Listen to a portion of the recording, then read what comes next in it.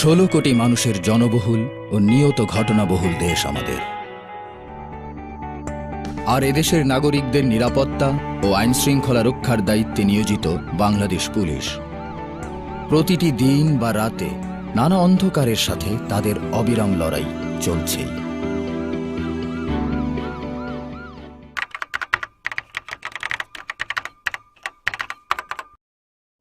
Police কেমন যদি লাগে? মানুষের উপকারে আসে, বাড়ি টাড়ি দেয়। ভয় লাগে।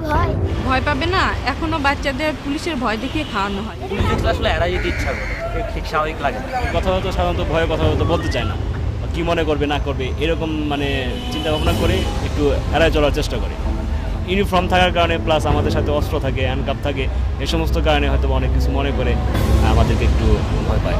পুলিশের ড্রেস দেখলে সাধারণ মানুষের মনে একটা আতঙ্কের সৃষ্টি হয়। নিরাপত্তার জন্য পুলিশ, আমাদের সাহায্যের জন্য পুলিশ আসে, আমি কেন ভয় পাবো? সেটা আমাদের বন্ধু মানুষ।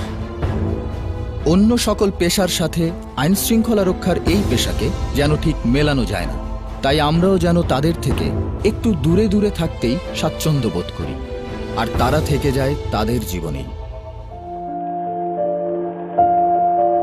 তাদের মতেই খায়, কাজ করে, হাসে, কথা বলে।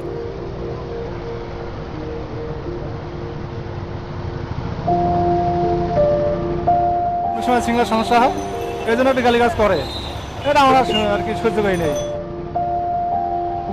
ওরাও বাড়ি ফেরে, হয়তো আর সবার চেয়ে একটু বেশি ক্লান্তি নিয়ে, একটু দেরি করেই ফেরে।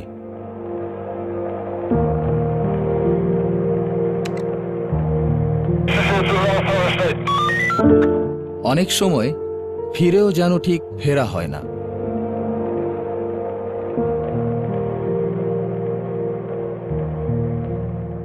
আর অনেকের তো একদম ফেরাই হয় না।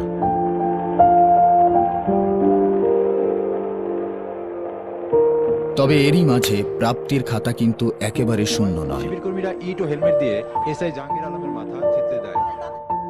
হাজবেন্ড পুলিশ, তারপরে বাড়ি ফেরা নিয়ে টেনশন করতে হয়। তবু ওরা পিছু হটে না। ঝুঁকি তো থাকবেই, এটা আমাদের দায়িত্ব আর কি, কারণ আমরা পুলিশ।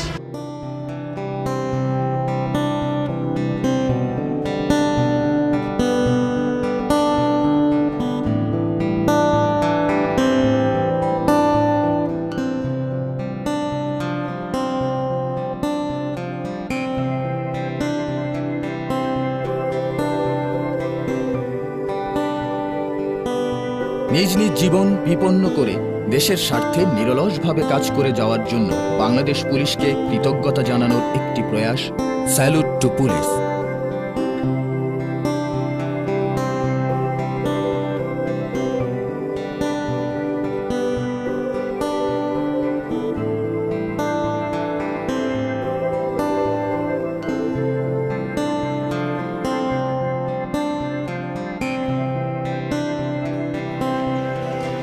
আমরা বিশ্বাস করি কৃতজ্ঞতা প্রকাশের আমাদের এই ক্ষুদ্র প্রচেষ্টা তাদের সামনের প্রতিটি পদক্ষেপে প্রেরণা ও মনোবল যোগাতে সহায়তা করবে।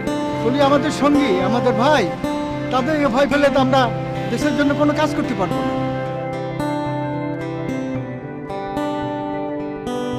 আমরা মনে করি নিজ নিজ জায়গা থেকে বন্ধুত্বের হাত বাড়ালে পুলিশ আবারও জনগণের প্রকৃত বন্ধু হয়ে উঠবে। দূরে দূরে থাকা কোনো সমাধান নয়, সবাই মিলেই দেশ, সবাই মিলেই তো এগোতে হয়।